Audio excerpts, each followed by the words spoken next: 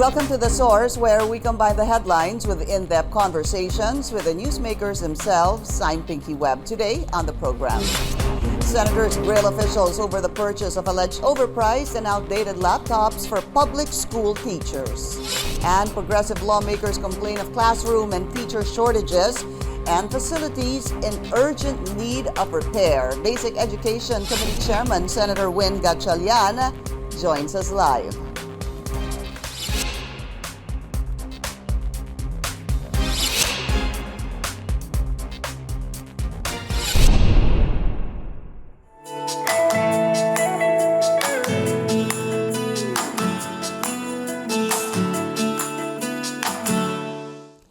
Millions of students in public schools return to face-to-face classes. Vice President and Education Secretary Sara Duterte calls this a victory for the education sector. But some schools in the provinces are still recovering from the impact of Typhoon Odette, with hundreds of classrooms rendered unusable. A teachers group also says resources are lacking, resulting in packed classrooms and overworked teachers and personnel. Let's go straight to the source of the story. We have Basic Education Committee Chairman Senator Gatchalian. Senator, good to have you live. Thank you, Pinky. Thank you for the invitation. Thanks for taking your time to come to the studio. Definitely.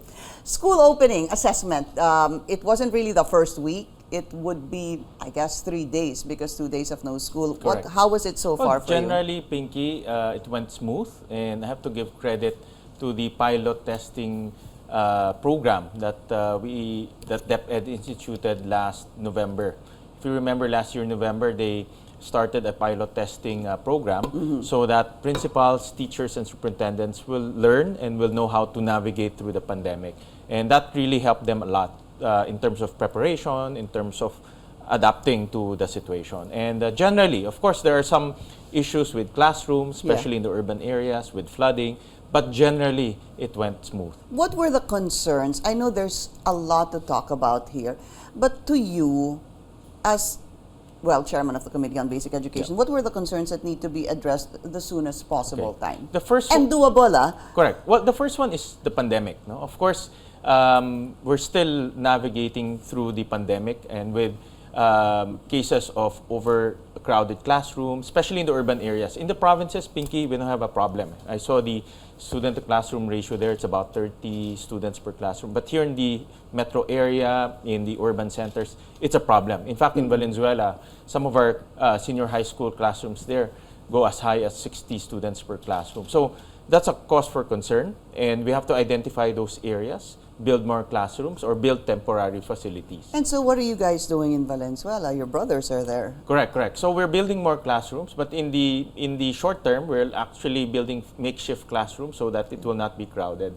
During a pre-pandemic situation, that is quite acceptable. No? But now, because it's pandemic, we cannot have overcrowded classrooms. So we try to decongest classrooms by using unused facilities and building makeshift classrooms. But, for example, I think another problem, we need more classrooms. Definitely, that needs to be addressed.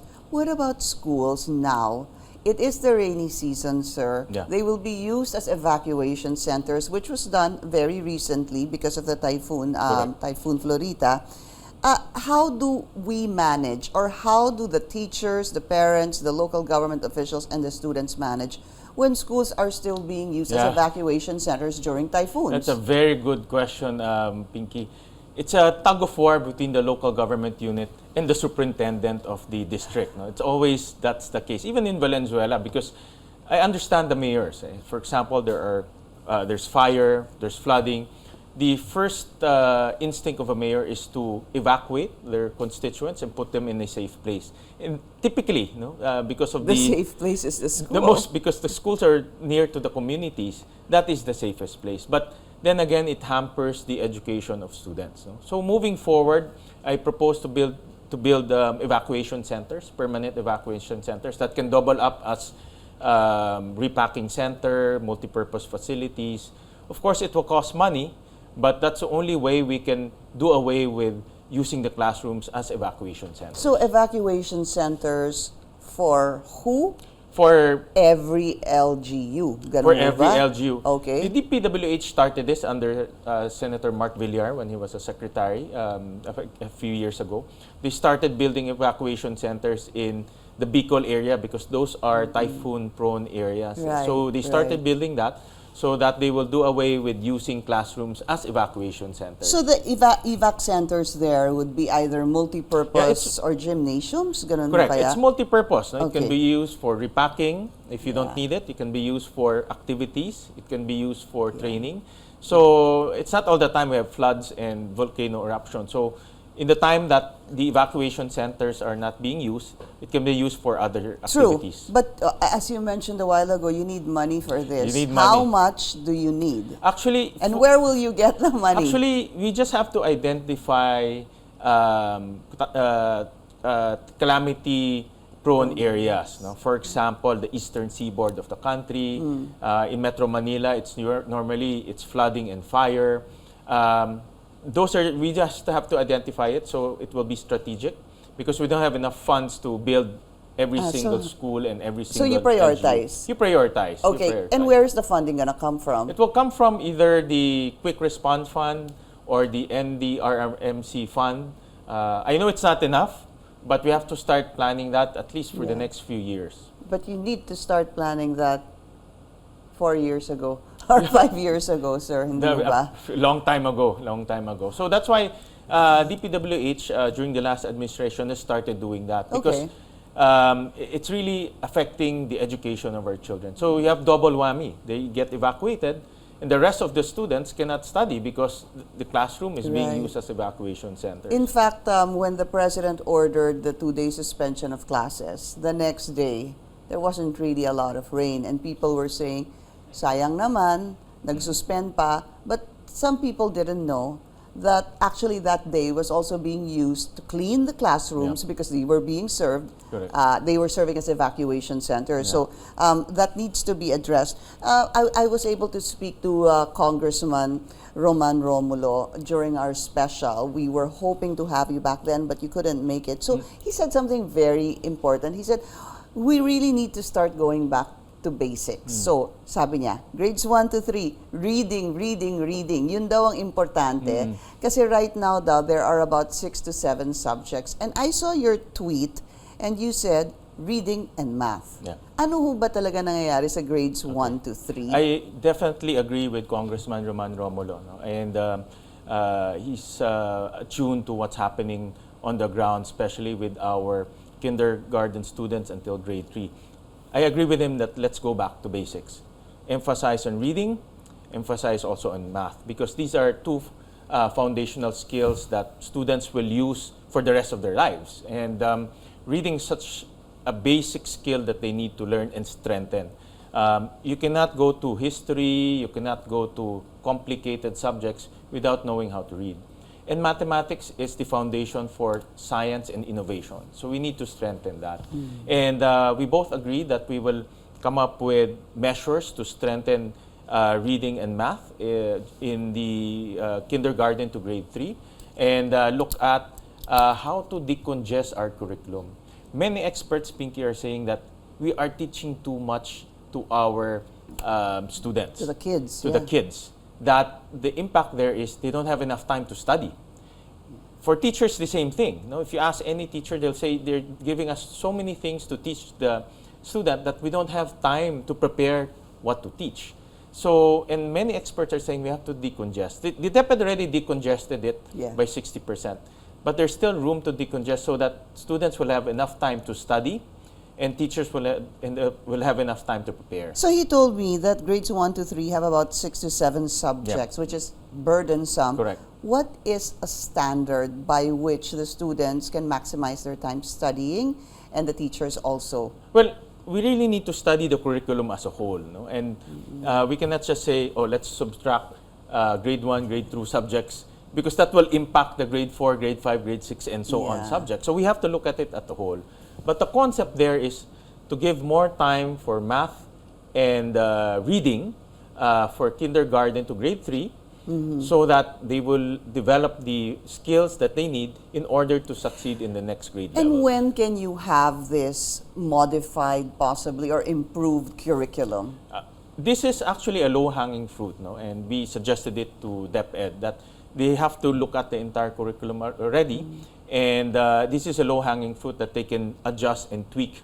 No? But they have to study it very carefully. This is a meticulous process and a scientific process for that matter. No? We cannot just say, oh, let's remove this subject because it will impact the other subjects. True. So we have to also approach it scientifically. But do they agree that, number one, is it really 6 to 7 subjects? Yeah. I ask because I don't know. Yeah. And number two, does the DepEd agree that it's too much for these kids? Actually, it's 7 subjects for grade 1s, grade 2, and 8 subjects for grade 3. No? And you have to ask the teachers because they're the one, at the end of the day, it's the teacher that delivers all of these subjects to the student.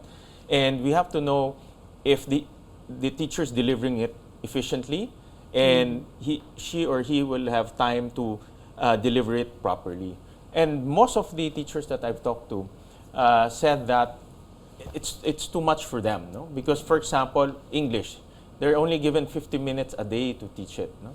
And if you're teaching 30 to 40 students a day, it's going to be very difficult, no? And that's why they're requesting to decongest the curriculum. And when I say decongest, we have to look at the entire curriculum so that everything will be in smooth transition. We'll be taking a very short break. This is The Source on CNN Philippines. Please stay tuned.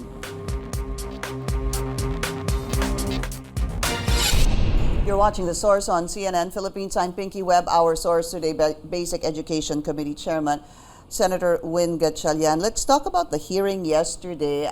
Were you there? Yes, I was there. Blue Ribbon Committee hearing. Okay, we're going to do a bit of a summary on this, sir. Please correct me if I'm wrong. We're talking about 2.4 billion pesos worth of what the COA says, overpriced and outdated laptops. So, in summary, during the hearing, it came out that the DepEd had a budget of 35,000 at 1.9 Yes. gigahertz. And when it passed on to the PSDBM, they said, oh, no, let's not do 35. Let's do 58,000 at 1.2 gigahertz. Right. And then, here are the resource persons. Former DepEd Undersecretary Pascua was actually saying that it was Information Communications Technical Director Abanil who signed the action slip. So yung action slip, sir, ito yung imbis na 35, ginawang 58. And so less computers. Pero ang sabi niya, sabi po ni Director Abanil, may go signal naman daw ni Undersecretary Pascua. Pero ang sinabi ni Pascua, he only agreed to the lesser quantity kasi pag tumaas ang presyo, kokonti yung mga computers. Sir, ano mo ba nangyari dito? Tama si Senator Pimentel, turuan daming turuan. No? When everything goes haywire, dyan mo kikita mo na yung turuan. And if there's turuan, then there's a problem.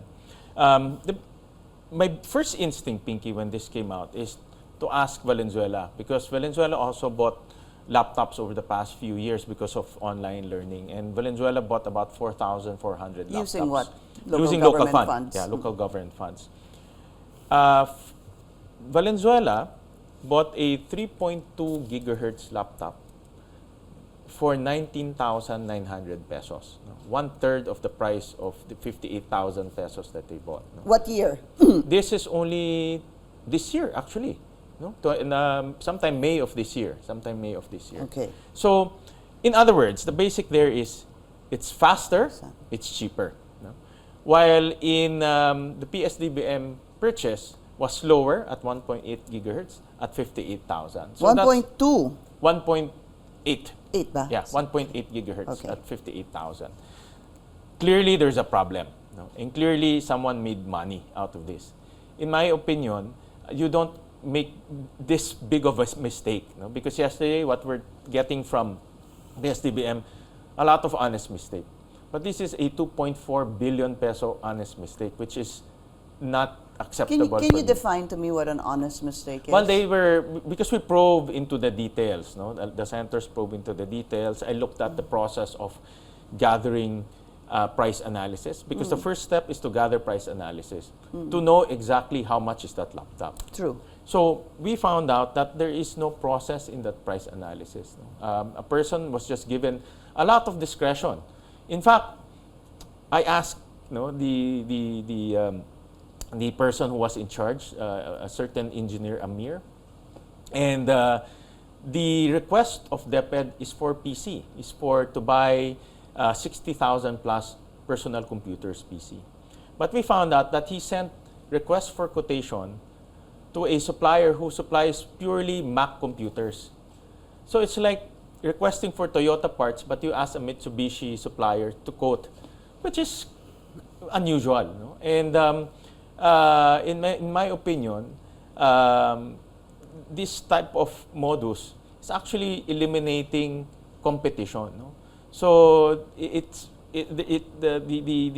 person or the person in charge is making it appear that there is fair invitation to quote, but well, in fact, they're eliminating competition so that it will narrow down to a few suppliers and jack up the price. So from 38,000 or 32,000 requests of DepEd, it went up to 58,000 because they narrowed down to the most expensive supplier. Yeah. So, process of elimination nila yung pinakamahal. Correct. Kasi may mga mura eh. So, tinanggal yung mga mura, naiwan yung pinakamahal, and they said, yan pala yung presyo, 58,000. Sino, sir? Yun ang tanong. Kasi there are two entities here, the DepEd and the PSDBM. So, yung sabi ng DepEd, I'm going to try to simplify it, kailangan namin ng computer, less than 40,000. O ito, PSDBM. Tama ho ba sabi ng PSDBM? O ito, nahanap ko na yung computer, pero 58,000. Sabi ng DepEd, go. So, binili ni PSDBM. So, sino po ang may problema? Well, definitely, Pinky, the whole reason of giving it to PSDBM is number one, to get cheaper price. Number two is faster. And then number three, it's more transparent. Clearly, these are not being achieved. No? The computer bought was more expensive. It's not efficient. It took time for them, almost a year, to conduct the bidding. And then number three, it's not transparent, because we don't know how they conducted the whole process, especially on the request for quotation. So, in my opinion, who was lying here? Who is liable, sir? Does it go up to the DepEd secretary? Both departments. First of all, the DepEd should be accountable. Okay, because that is their money that they gave to another department. They cannot just say na hindi, DBM in nagbid, so we're not accountable. They should be accountable to that. No? We're still in the process of finding who, and tracing the paper trail. No? Number two, PSDBM is also accountable because they are the ones who conducted the actual bidding. No?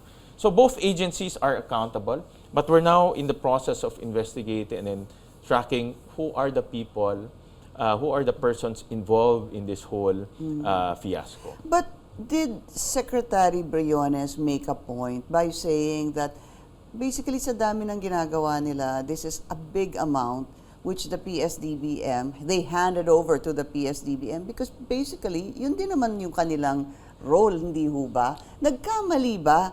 Or may sapat na rason ba ang DepEd na wag ni na kami bibili nito, ipapasa na lang namin sa PSDBM? Yeah. There's logic, no? There's Okay. logic for giving it to PSDBM. The logic there is they are much better than us in terms of procurement.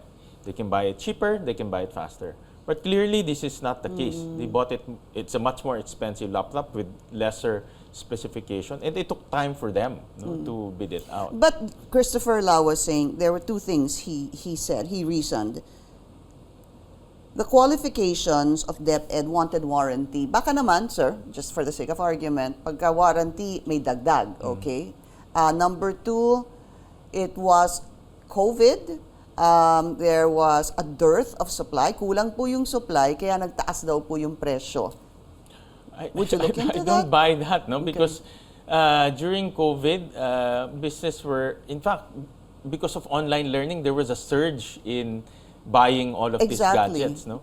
Kaya daw nagmahal. No, but even Valenzuela managed to buy this type of equipment. That's no? why I was asking you, kailan? Sabi niyo po 2022 because ang sabi nila dito 2019 yung pinasa ni DepEd kay PSDBM 2020. Yeah, pero hindi naman nila nabili during that time. It took 2020 nila nabili, hindi ho ba? No, it took them, I think 2021. I see, So okay. almost a year after, or even longer, no, when they bought it. So my point of the matter there is, Okay. personally, looking at the setup in PSDBM, I clearly believe that there is something wrong with their procedures, and people are taking advantage of that. No? And I clearly believe that probably may sindikato operating inside PSDBM taking advantage of the loopholes.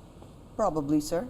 That's my own take for now, because I'm from the investigation that I saw yesterday.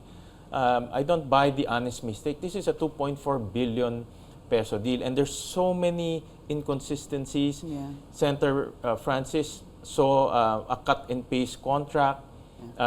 Senator Pimentel saw a cut and paste price analysis. The cut and paste you're talking about was a Food and Drug Administration Yeah, but- template?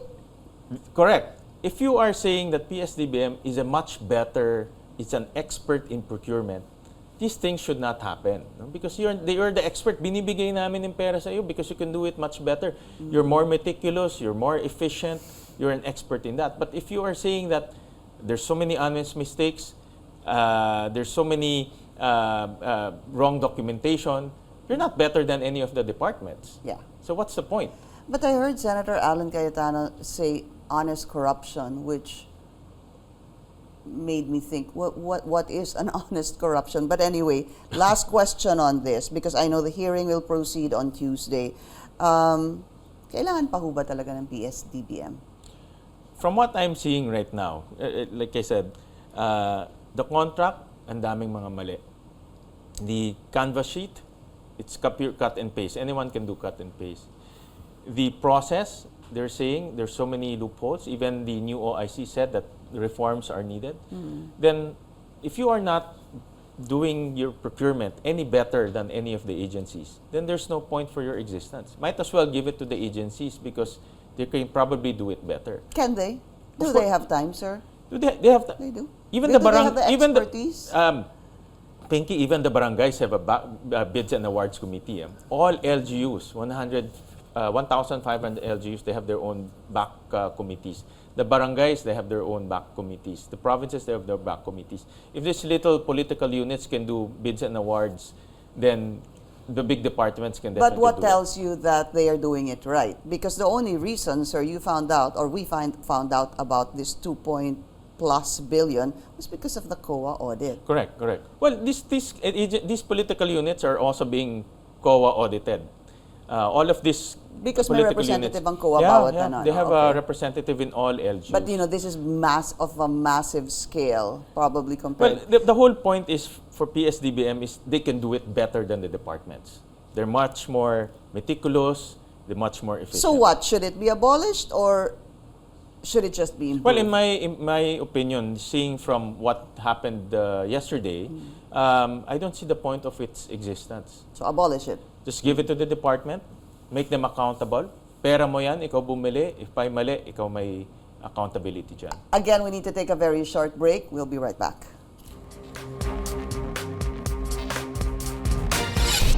You're watching The Source on CNN Philippines. I'm Pinky Webb. Our source today, Basic Education Committee Chairman Senator Gatchalian. K-12, sir, pag-aaralan na ho ba ito? Time to review, abolish, what? Yeah, I talked to Congressman Roman, who's my counterpart, and we're going to start the review of the K-12.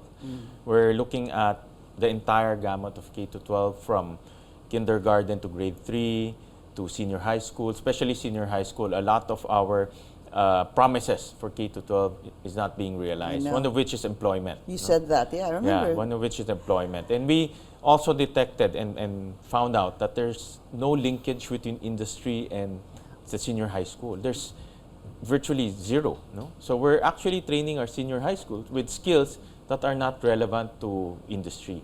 That's why they're unemployed. And that's why they want to go to college. No? But the promise of K-12 is we'll give you skills, we'll give you the certification, NC1 and NC2. And you can get a job. And you get a job. No? But clearly that's not happening. Okay. Also, I want to bring this in because this is important. The budget of 5.22 trillion, it was submitted already to House Speaker Martin Romualdez.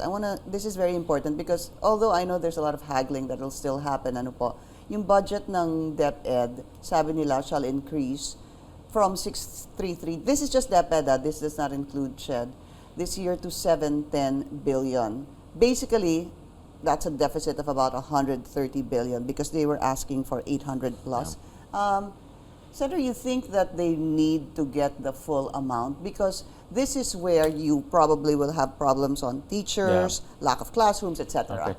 It's good that the Vice President is there, no? Because we need her political capital to move things. No?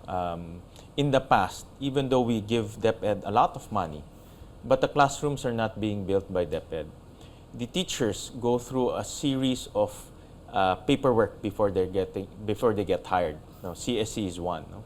And a lot of the funds that were given are actually not being used because of this bureaucracy. No? So now that the Vice President is there, she can actually use her political capital to institute reforms in these processes. So I do agree that we need to increase the budget for school buildings because we're now pushing face-to-face classes, and I think DepEd is requesting about 80 billion pesos, no, to fulfill all the backlogs and to construct all the classrooms that were damaged. And then teachers, especially what they call para teachers or teacher aides. No? The teachers are overworked. No? Under the rules, they're only allowed to teach 6 hours and work 8 hours to do preparation. But they work more than that because of the other non-teaching responsibilities. So to decongest their time, to have more time to teach students, more time to prepare for lesson plans, we need to give them teacher aides or para teachers. Those are what they're called. We need, teacher aides and para Sorry, teachers. sir, do we have them now? We have them now, but not a lot, no. And I know our teachers are really requesting for those, so that in the classroom they will have a teacher aide who can help them with the students. Unfortunately, I've run out of time. I still have a lot of questions.